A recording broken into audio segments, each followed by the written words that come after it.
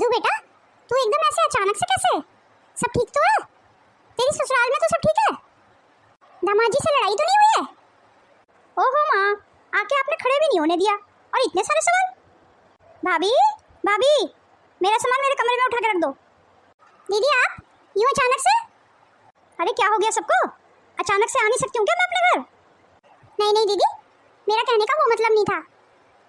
बहू जा तू नाश्ता पानी का इंतजाम कर ले मधु के लिए। मधु बेटा तू अंदर आ जा, रूम में बैठ के बात करेंगे।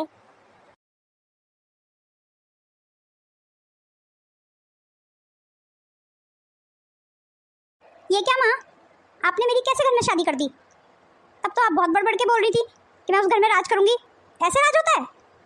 पर हुआ क्या है बेटा, सारी बात तो बता पहले। मेरी सास हर वक्त मेरा सिर दर्द करके रखती है। ये काम कर लो, वो काम कर लो, हर वक्त मुझे काम बताती रहती है। एक मिनट का जो मुझे आराम देती हो। बस माँ, मुझसे अब और नहीं सहा जाता, इसलिए मैं वो घर छोड़ के आ गई हूँ। मतलब तेरी सास को इतना समझाया पर वो अपनी आदतों से बाज आई नहीं? कोई फायदा नहीं हुआ उसे समझाने का? सही किया तूने बिल्कुल मधु, जो तू उस घर को छोड़ के आ गई। अच्छा अब समझ में आया, ये था अचानक आने का कारण। मधु दीदी अपना घर छोड़ के आ गई है, इसका मतलब अभी यहीं रहेंगी हमेशा के लिए? हाय राम। वैसे सासू माँ हमारे मामले में तो बहुत बढ़ बढ़ के बात करती हैं, अब देखते हैं क्या करती हैं। क्या हुआ माँ, आपने जवाब नहीं दिया कुछ? ऐसी कौन सी गहरी चिंता में चली गई आप? मुझे तो लगा था कि उनकी औकात से ज्यादा उनको दहेज दे देंगे तो वो मेरी बेटी को रानी बना के रखेंगी, पर उसके बाद भी वो तेरे से काम कराने के लिए बोलती है। ये तो कुछ समझ में नहीं आई बात। सास नहीं है माँ, वो चुड़ैल है, चुड़ैल। और आपको पता है माँ, जब भी उसको मौका मिल जाए ना तो मेरे खिलाफ दीपक के कान भरती रहती है, बुढ़ी औरत कहेगी। और आपको पता है माँ क्या नसीहत दे रही थी मेरे को, कि घर की बहुओं को जल्दी उठना चाहिए, सुबह सुबह उठ के नहा धो के पूजा पाठ करनी चाहिए। बेवकूफ औरत, ऐसे कौन पूजा पाठ करता है सुबह उठ के? सुबह तो आराम से सो के उठते हैं ना, 10 बजे तो सो के उठना चाहिए कम से कम। नींद खराब कर देती है मेरी। और फिर दीपक को कुछ बोलती हूँ मैं तो वो भी अपनी माँ का पक्ष लेते हैं, मेरी बात तो जैसे वो कभी सुनते ही नहीं है। दीपक बहुत बदल गए हैं माँ शादी के बाद। तूने बिल्कुल सही डिसीजन लिया यहाँ आने का, जो यहाँ पे आ गई तू। अब तू उन्हीं को नाक रगड़ने दे यहाँ पे, और अगर नाक रगड़ेंगे भी ना तब भी मैं सोचूंगी तुझे भेजने के बारे में, ऐसे नहीं भेजने वाली अब मैं तेरे को। मम्मी जी मैं ये पूछने आई थी खाने में क्या बना लूं? बहू आज सारा खाना मधु की पसंद का ही बना ले। जी ठीक है मम्मी जी। चल मधु बेटा अब तू अपना मूड सही कर ले, इस बारे में कल बात करेंगे। भाभी भाभी। हाँ ममता सुन रही हूँ, अंदर आ जाओ। भाभी आपको पता है मधु दीदी अपने ससुराल में लड़ाई करके आई है। और पता है भाभी, मैंने तो ये भी सुना है अब वो वापस जाने वाली नहीं है, हमेशा के लिए यहीं रहने वाली है। हाँ तो उसमें क्या हो गया, मधु दीदी का घर नहीं है ये, वो आराम से रह सकती है। ममता तुम मेरा एक काम कर दोगी? मैंने ना सारा खाना मधु दीदी की पसंद का बनाया है, तुम उसे टेबल पे लगा दो जाके प्लीज। मतलब भाभी आपको इस बात से कोई फर्क नहीं पड़ रहा कि मधु दीदी यहीं रहने वाली है हमेशा के लिए? आप भूल गई क्या भाभी, शादी से पहले भी मधु दीदी कितनी नखरीली थी, कितने नखरे करती थी हर चीज में, और अब आई है वो, हम आपको पता है हम दोनों का जीना मुश्किल कर देंगी वो। देखो भाभी मैं तो पहले ही बता देती हूँ, अगर मुझसे उलझने की कोशिश की ना तो मैं तो अच्छे से सुना दूंगी उन्हें। मैं किसी के नखरे सहने वाली नहीं हूँ बिल्कुल भी। कोई भी जब अपना घर छोड़ के आता है तो खुश तो नहीं होता है अंदर से, कहीं ना कहीं वो भी परेशान होंगी, और उसके बाद हम भी उनसे लड़ने लगे तो ये अच्छी बात नहीं होगी ना, हमें भी उन्हें समझने की कोशिश करनी चाहिए। मधु दीदी का स्वभाव देख के तो लगता है भाभी कि अब जो ये ससुराल से आई है ना, दीदी की ही सारी गलती रही होगी, मैं 100% बताती हूँ आपको। भाभी आप एक बार मधु दीदी से बात करने की कोशिश करना ना, उन्हें समझाने की कोशिश करना कि वो अपने ससुराल वापस लौट जाएं। मैं समझ गई तुम्हारा मतलब ममता, तुम क्या कहना चाहती हो। मैं इस बारे में मधु दीदी से 1-2 दिन बाद बात करूंगी। अभी तुम आराम से जाओ और टेबल पे सबके लिए खाना लगा दो, सब खाना का इंतजार कर रहे हैं। मधु दीदी तो आ गई है, अब पता नहीं ममता की और मधु दीदी की बनेगी या नहीं। अब घर में फिर तनाव रहेगा, रोज रोज चिकम चिल्ली। हे भगवान आप ही बचा लो। भाभी मेरे रूम की बेडशीट क्यों नहीं चेंज की? आपने देखी कितनी गंदी हो रही है वो, इतनी गंदी बेडशीट पे कैसे सोऊंगी मैं? जाइए उसे चेंज कीजिए। हाँ जी दीदी आप गुस्सा मत होइए, मैं अभी जाके चेंज कर देती हूँ। अब कम से कम अपने घर आ गई हूँ मैं, अब यहाँ आराम से सोने को तो मिलेगा मुझे, कोई सुबह सुबह उठाने वाला तो नहीं होगा। रोज सास की किचपिच किचपिच किचपिच, जल्दी उठ जाओ सबको चाय बना के दो। उफ तंग आ गई थी मैं, बिल्कुल तंग। अब यहाँ पे मेरी चलेगी, यहाँ पे सब मेरी बात मानते हैं। इस बार तो दीपक के साथ तभी जाऊंगी जब मेरी शर्तों को मानेंगे वो, नहीं तो बिल्कुल नहीं जाऊंगी, यहीं रहूंगी हमेशा के लिए। मुझे तो लग रहा था जैसे यहाँ पे मेरी भाभी मेरी बात मानती है, हो सकता है ससुराल में भी सब मेरी बात माने, हमने इतना दहेज दिया था। पर वहाँ तो उल्टा ही हो गया, सब मेरे से ही काम करवा रहे हैं। मेरी माँ ने इतना दहेज दिया, उसके बाद भी मैं ही काम करूँ, ऐसे थोड़ी होता है कोई। और ससुराल में तो सब मुझ पे ही ऑर्डर चलाते रहते थे, बहू ये कर दे, भाभी ये कर दे। उफ, परेशान हो गई थी मैं। कम से कम यहाँ चैन से तो रहूंगी, यहाँ पे तो मैं ऑर्डर चलाती हूँ सब पे, सब मेरे आगे पीछे घूमते हैं। दीदी आपके कमरे की बेडशीट मैंने चेंज कर दी है, जाइए आप आराम कर लीजिए। और भाभी आइंदा से मेरी सारी चीज़ों की देखभाल की जिम्मेदारी आपकी है, मेरी सारी चीज़ों का ध्यान रखा कीजिए, मुझे आगे से बोलना ना पड़े। हाँ जी दीदी, आपको कोई शिकायत का मौका नहीं मिलेगा, मैं पूरा ध्यान रखूंगी इस बात का। हे भगवान, मधु दीदी का घर खराब ना हो और मधु दीदी को समय से पहले ही अकल आ जाए और ये अपने घर वापस लौट जाएं। ये तो हम सभी जानते हैं कि मधु दीदी के अंदर बहुत बचपन है, उनके अंदर बहुत नखरे हैं, वो सिर्फ अपनी चलाना जानती हैं। पर ससुराल में ऐसा नहीं होता है, ससुराल में सबकी सुननी पड़ती है, बहुत कॉम्प्रोमाइज़ करना पड़ता है। पर ये बात मधु दीदी को जितनी जल्दी समझ आए उतना अच्छा है। मधु दीदी को अपने ससुराल को लेकर जिम्मेदार तो होना ही होगा, तभी वो अपनी घर गृहस्थी को बचा सकती हैं। ममता भाभी, मैंने आपको साड़ियाँ दी थी, तो उन्हें धो के और प्रेस करवा देना। कहाँ है सब? हाँ सॉरी दीदी, वो तो मैं भूल गई। मेरे को समझ नहीं आता है ममता भाभी, आखिर आप जिम्मेदार बनोगी कब? आपको एक जिम्मेदारी दी थी, वो भी नहीं आप निभा पाई। मुझे अपनी फ्रेंड के घर जाना है, अब क्या बन के जाऊँ मैं? आपने सुना नहीं क्या? मैंने सॉरी बोला ना, फिर भी आप बोले जा रही हो।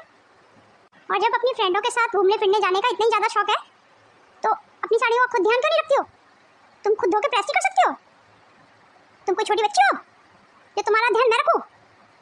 और हाँ मधु दीदी, अपने नखरों को ना थोड़ा कम करो और थोड़ा आराम से रह लो। ये तुम्हारे नखरे ना मैं नहीं सहने वाली बिल्कुल भी, समझी? तुम्हारी इतनी हिम्मत, इस तरीके से तुमने मुझसे बात की? हाँ तो और किस तरीके से बात करूँ तुमसे? तुम कोई प्राइम मिनिस्टर तो लगी नहीं हुई हो कि आगे पीछे घूमूं मैं तुम्हारे?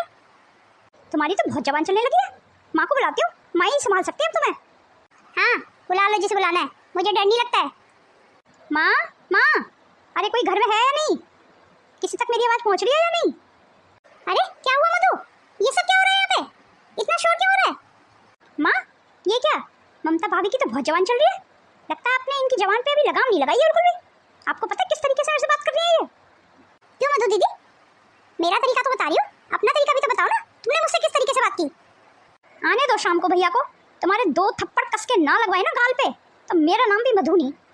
इस लिहाज से तो मैं जीजा जी को आपके 2 थप्पड़ बहुत पहले ही लगा देने चाहिए थे। क्यों, सही बोल रही हो ना? तो शायद आप इतना बिगड़ती नहीं। ममता बहू जवान सवाल के, ये कुछ ज्यादा हो रहा है, जाओ अपने कमरे में।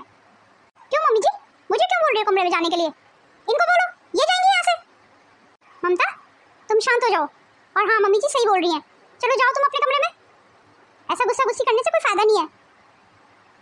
और ऐसी छोटी छोटी बातों को लेकर घर में लड़ाई नहीं करते हैं ममता, चलो जाओ अंदर। हाँ तो भाभी, लड़ाई स्टार्ट किसने की? मधु दीदी ने की। इन्होंने इतने गंदे तरीके से मेरे से बात की, मुझे कोई शौक नहीं है लड़ाई करने का। ममता मेरी बहन, अभी तुम शांत हो जाओ और अंदर जाओ, खामखा बातों को बढ़ाने का कोई फायदा नहीं है।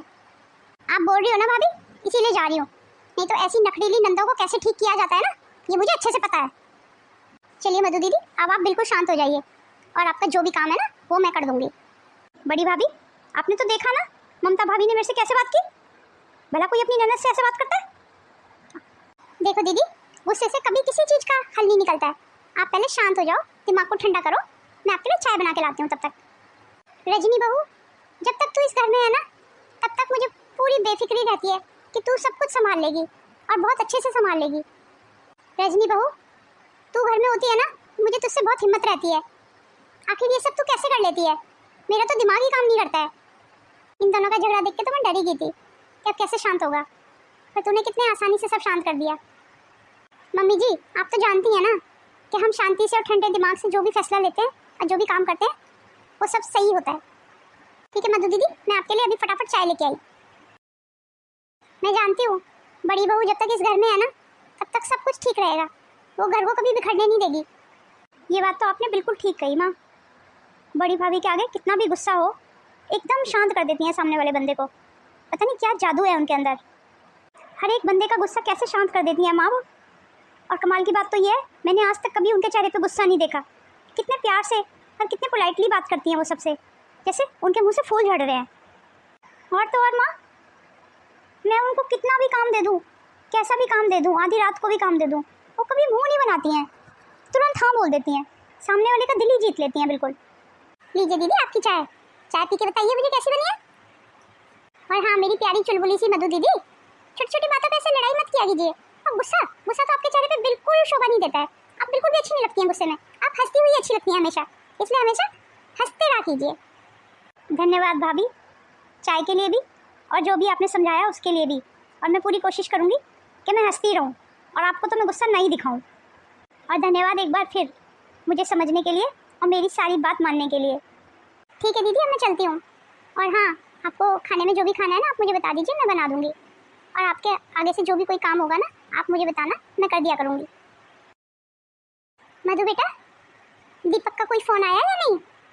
क्यों पूछ रही है माँ? दीपक का कोई फ़ोन आएगा भी ना मैं नहीं उठाऊंगी, मुझे नहीं जाना वहाँ, यहीं रहूँगी मैं। तू भी ना मधु, मैंने सिर्फ पूछा ही तो है कि दीपक का कोई फ़ोन आया या नहीं, तू तो राशन पानी लेके मेरे ऊपर चढ़ गई। हाँ तो माँ आप बार बार क्यों पूछती रहती हो मेरे से? मुझे लगता है आपकी आंखों में मैं चढ़ रही हूँ, आपको भी मैं अच्छी नहीं लग रही हूँ यहाँ पर रहती हुई, आप भी चाहती हैं कि मैं अपने ससुराल वापस चली जाऊँ।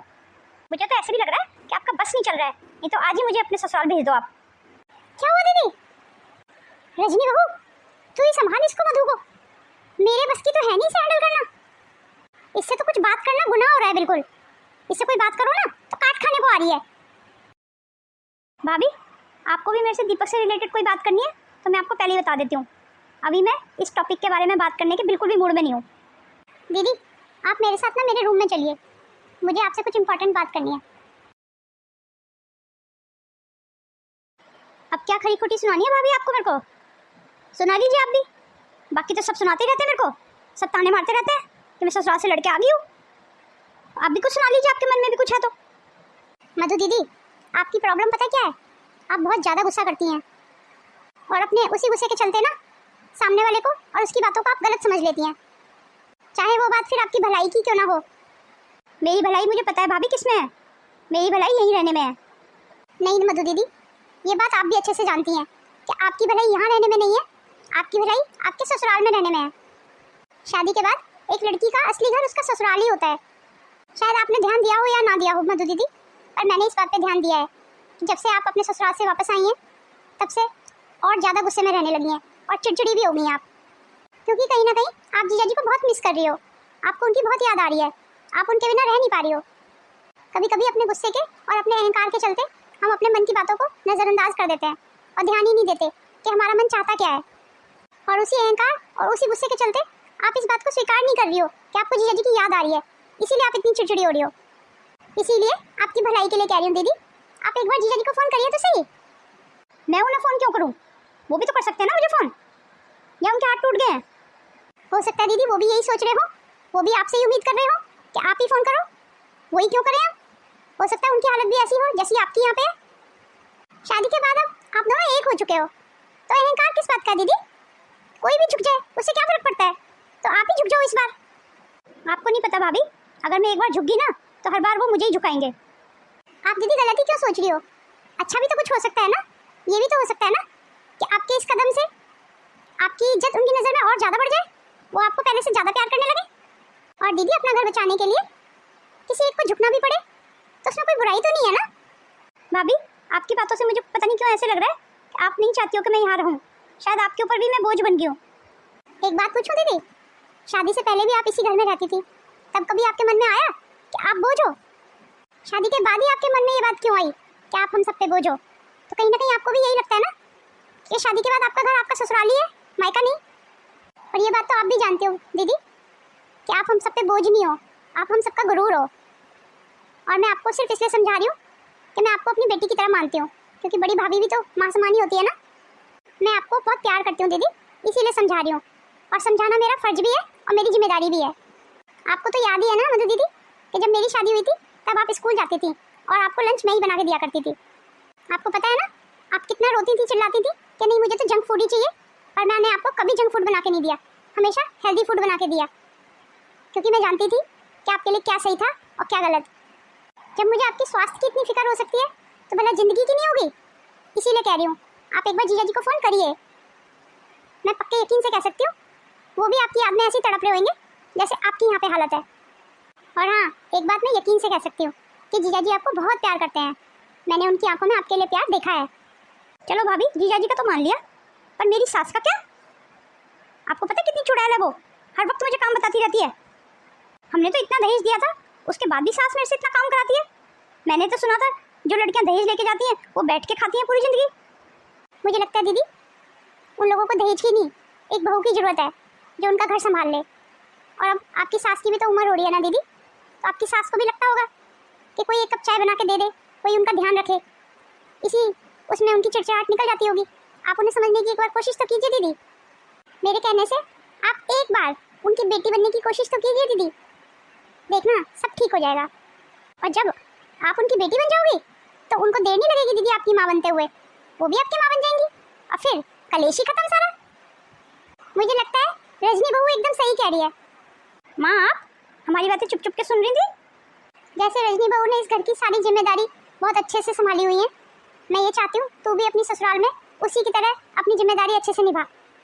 कोई भी माँ नहीं चाहेगी बेटा कि उसकी बेटी का घर टूटे। ये तो गुस्से गुस्से में कुछ भी निकल जाता है मुँह से, और ऐसे थोड़ी होता है कोई। मैं कभी नहीं चाहूँगी कि तेरा घर टूटे। जो बातें मैं तेरे को नहीं समझा पाई वो तेरी भाभी ने तुझे बहुत अच्छे से समझा दी।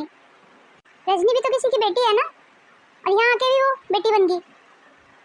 उसने कितने अच्छे से वो सारी जिम्मेदारियाँ निभाती है। वो सुबह जल्दी उठ जाती है, सबको मांगने से पहले चाय पानी दे देती है। और क्या चाहिए हमें, इसीलिए हम सब खुश हैं। जैसे रजनी बहू ने यहाँ हम सबका दिल जीता हुआ है, ऐसे मैं चाहती हूँ तू अपने ससुराल में सबका दिल जीतने की कोशिश कर बेटा।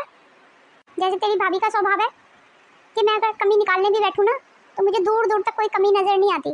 सर्वगुण संपन्न है मेरी बहू। तो तू भी उसी की तरह अपना स्वभाव बनाने की कोशिश कर।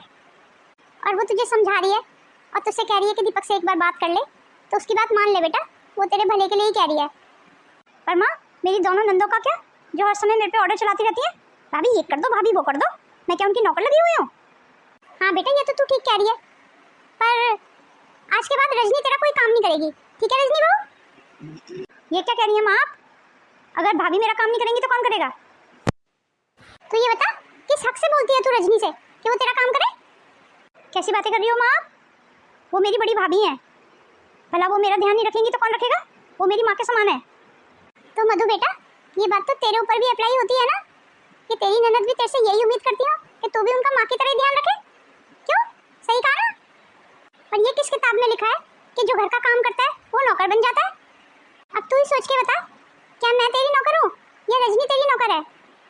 जब से तू पैदा हुई है तब से तेरे सारे काम मैं ही करती आई हूँ, उससे क्या मैं नौकर बन गई? रहूंगी मैं तेरी माँ ही ना। अच्छा मधु दीदी, एक बात बताइए, अगर आप मुझे कोई काम बताती हैं तो क्या नौकर समझती हैं मुझे? नहीं नहीं भाभी, ऐसा तो मेरे मन में भी नहीं आया। आप पे मैं अपना हक समझती हूँ, बस इसीलिए बोलती हूँ। ठीक उसी तरीके से आपकी ननद भी आपके ऊपर अपना हक समझती हैं, तो आपको ऐसा क्यों लगता है कि वो आपको अपनी नौकर समझती हैं? और रही बात काम की, तो काम तो मरते दम तक हमारे साथ रहता है, उससे तो हम जी चुरा के भाग ही नहीं सकते। वो थोड़ा और ज़्यादा तो करना पड़ता ही है। मुझे ऐसा लगता है जिसके हिस्से में जो भी काम है वो अपनी जिम्मेदारी से निभाए तो घर के आधे कलेश तो ऐसे ही खत्म हो जाए। भाभी, मैं आपका सारा कहने का मतलब समझ गई हूँ और बहुत अच्छे से समझ गई हूँ। और हाँ, आज ही मैं दीपक को फ़ोन करूँगी। मुझे तुमसे यही उम्मीद थी मेरी गुड़िया। आपका बहुत बहुत धन्यवाद भाभी, मुझे सही रास्ता दिखाने के लिए। भगवान करे हर घर में आपके जैसी ही भाभी हो, तो ननद और भाभी के झगड़े कभी होए ना। आपको ये किसने कहा कि आप मेरी ननद हो? आप तो मेरी बेटी के समान हो। तो मधु जा बेटा, जल्दी जा, अब दीपक से बात कर ले फ़ोन पे, हो सकता है वो तेरे फ़ोन का इंतजार कर रहा हो। जी माँ, अभी कर लेती हूँ। अरे सुनिए मधु दीदी, हमारे सामने ही बात कर लो ना, अब अकेले में क्या बात करोगी? क्या भाभी, आप भी ना बेफालतू में छेड़ती रहती हो मुझे। मेरी नखड़े वाली मधु अब थोड़ी समझदार हो रही है, शर्मा के चली गई। मैं तो यही चाहती हूँ माँ कि हमेशा खुश रहें और इनका घर ना टूटे। भगवान करे ऐसा ही हो। ये क्या ममता भाभी, आप देख के नहीं चल सकती हो? मेरा फ़ोन अभी मेरे हाथ से छूट के गिर जाता नीचे। क्यों मधु दीदी, ये बात तो मैं आपके लिए भी बोल सकती हूँ, आप देख के नहीं चल सकती थी? अरे ये दोनों फिर स्टार्ट होगी, इन दोनों का कुछ नहीं हो सकता। अरे अब क्या हुआ, दोनों फिर से क्यों लड़ने लगी तुम? पता नहीं आपके माँ बाप ने आपको कुछ सिखाया है या नहीं। हाँ, आपके माँ बाप ने आपको बहुत सिखाया है। बहुत ज़्यादा बदतमीज हो आप ममता भाभी। तुम्हारी इतनी हिम्मत, मुझे बदतमीज बोल रही हो? तुम हो बदतमीज, मैंने कहा ना तुम हो बदतमीज। माँ, आप ऐसे उदास क्यों खड़ी हुई हैं? पता नहीं क्यों मधु की बहुत याद आ रही है। उसके जाने के बाद घर एकदम सूना सा हो गया है। हाँ माँ, ये बात तो है कि उनके जाने के बाद घर सूना हो गया है, पर खुशी की बात ये है कि वो अपने घर में बहुत खुश हैं। वो धीरे धीरे अपनी जिम्मेदारियों को निभाने की कोशिश कर रही हैं। तेरी मधु से बात हुई है फोन पे? हेलो मधु दीदी, कैसी हैं आप? भाभी मैं एकदम ठीक हूँ, आप कैसी हैं? और बताइए दीदी, आपके घर में सब कैसे हैं? आपका मन तो लग रहा है अपने ससुराल में। भाभी जैसे आपने मुझे समझाया था मैंने बिल्कुल ऐसे ही किया। अब तो मेरी सास मुझसे इतना प्यार कर रही है कि बस पूछो ही मत। देख लो मधु दीदी, मैंने कहा था ना आपको, आप उनकी बेटी तो बनिए तो वो आपकी माँ बन जाएंगी। आपका बहुत बहुत धन्यवाद भाभी, आपने मुझे इतना कुछ समझाया, मेरा घर टूटने से बचा लिया। अब मुझे यहाँ पे सब कुछ ठीक होते हुए नज़र आ रहा है भाभी। भाभी अब तो दीपक भी मुझे घुमाने लेके जाते हैं। हम लोग साथ में पता है मूवी भी देख के आए, और वो भी मेरे सास के कहने पे। मेरी सास ने ही दीपक को कहा था कि बहू को कहीं घुमा ला। भगवान करे आप दोनों हमेशा ऐसे ही खुश रहो। और बस मैं आपको लास्ट में यही समझाऊंगी कि छोटी छोटी बातों पे एक दूसरे से बात करना बंद मत करो। अगर जीजा जी गुस्सा होते हैं तो आप मना लिया करो, और अगर आप गुस्सा होगी तो मुझे पूरा यकीन है जीजा जी आपको जरूर मना लेंगे। मैं पूरी कोशिश करूँगी भाभी आपकी बातों को अपनी ज़िंदगी में लाने की। ठीक है दीदी, अब रखती हूँ फ़ोन। क्या कह रही थी मधु? दीदी अपने ससुराल में बहुत खुश हैं, भगवान की दया से सब कुछ ठीक हो गया है। तू भाभी होके भी मधु को इतने अच्छे से समझ पाई, और मैं माँ होके भी मधु को इतने अच्छे से समझ नहीं पाई। मधु का हमेशा से ही स्वभाव चिड़चिड़ा और नखरीला रहा है। इस बार भी मुझे ऐसे ही लगा कि उसके इस स्वभाव के चलते उसका घर नहीं बस पाएगा। मैं तो पूरी उम्मीद खो ही चुकी थी, पर तूने मधु की ज़िंदगी में एक नई रोशनी भर दी। तूने मधु को इतने अच्छे से समझाया कि वो अपने घर फिर से वापस चलेगी, और अब सब कुछ ठीक हो गया। धन्यवाद रजनी बहू, मेरी बहू होने के लिए, और बहू से ज़्यादा मेरी बेटी होने के लिए। ये क्या माँ जी, धन्यवाद कह के आपने मुझे एकदम पराया कर दिया? भाभी मेरी अलमारी ना सारी बिखरी पड़ी है, मुझे तो समझ ही नहीं आ रहा है कि कैसे ठीक करूं। अब मेरी हेल्प करा दीजिए प्लीज़। ठीक है ममता, तुम चलो मैं आ रही हूँ। माँ अब आप ऐसे उदास खड़ी रहोगी, हंस के दिखाओगी? अब अच्छी लग रही है माँ आप। माँ आज मेरा खाना बनाने का बिल्कुल मन नहीं है, क्यों ना आज हम बाहर चले खाना खाने? ठीक है बेटा, तू जहाँ बोलेगी ना वहीं चलेंगे आज, और खाने में ना वही सब ऑर्डर करेंगे जो तुझे पसंद है। तो फिर मेरी पसंद का क्या माँ? मेरी पसंद की कोई मायने नहीं है? मेरे से कोई नहीं पूछेगा कि मैं क्या खाऊंगी?